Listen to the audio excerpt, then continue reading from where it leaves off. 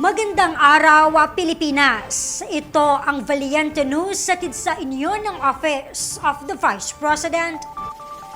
Hindi lamang mga health conscious ang naging suki ng isang magnegosyo taday grantee sa Pangasinan sa kanyang produktong lettuce, kundi nagsusupply na rin siya sa maraming tindahan sa kanilang komunidad. Ang kwento ng kanyang tagumpay, tunghayan natin sa ulat ni Brian Latasa. Dito sa bayan ng Mapandan, lalawigan ng Pangasinan ay matatagpuan ang hydroponic lettuce farm ng kababayang nating si Venison Perea. Kwento niya sa amin taong 2020 o noong kasagsagan ng COVID-19 pandemic nang sinimulan niya ang kanyang munting negosyo. Maselan at mabusisi ang hydroponic lettuce farming kung ikukumpara natin sa traditional farming, ngunit dahil sa diskarte, tiyaga at pagsisikap, sa loob lamang ng ilang taon ay napalawak ni Venison ang operasyon ng kanyang lettuce farm. Dahil dito, nangangailangan ngayon ng karagdagang kagamitan si Venison. Dumulog ang ating kababayan sa OVP Pangasinan Satellite Office at nagsumite ng aplikasyon sa programang Magnegosyo Taday, isang programa na nagbibigay ng suporta sa Filipino entrepreneurs. Good news naman ang tugon ng tanggapan, kabilang kasi si Venison sa maraming MSMEs mula sa Pangasinan na pinagkalooban ng 15,000 pesos bilang karagdagang puhunan. Andito tayo ngayon sa isang hydroponic lettuce farm sa bayan ng Mapandan, probinsya ng Pangasinan. Ang nasabing farm ay naalalayan ng tanggapan ng pangalawang Pangulo Magnegosyo Taday program sa pamamagitan ng OVP Pangasinan Satellite Office. At itong mga lettuce na ito ay isang pesticide-free, ibig sabihin walang halong kemikal. At ngayong araw ating titikman ang lettuce.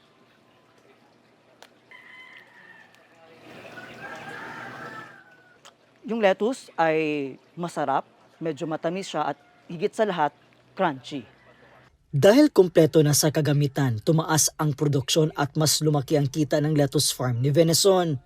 Ang ginamit ko po sa tulong po nila na 15,000 pesos ay pangbili ng mga seeds ng ating lettuce, nutrient solution. Meron din po yung ginagamit nating pang-monitor sa pH at sa easy meter po nila. Yan pong nakikita yung PVC material po, yan po yung isa sa aking pinurchase para po maparami ang ating produce. Sa ating mahal na Vice President Sara Duterte, ito po ay napakalaking tulong sa aming maliliit na negosyo na kami ay matulungan via ang mga programa po ng ating Vice President para mapaunlad at maparami pa ang ating negosyo at pagtatanim at ng harvest ng lettuce. Sa ngayon, di lamang mga health conscious ang kanyang suki, nagsusupply na rin siya ng lettuce sa maraming tindahan sa probinsya ng Pangasinan. Mula po rito sa bayan ng Mapandan, lalawigan ng Pangasinan, ako po si Brian Latasa. Ang lahat para sa Diyos, bayan at pamilyang Pilipino. Valiente News. Daan-daang mag-aarala mula Pangasinan nakatanggap ng pagbabago bags. Yan at marami pang mga balita ang dapat abangan dito lamang sa Valiente News. Ako si Claudette Loreto. Mahalin natin ang Pilipinas. Maraming salamat.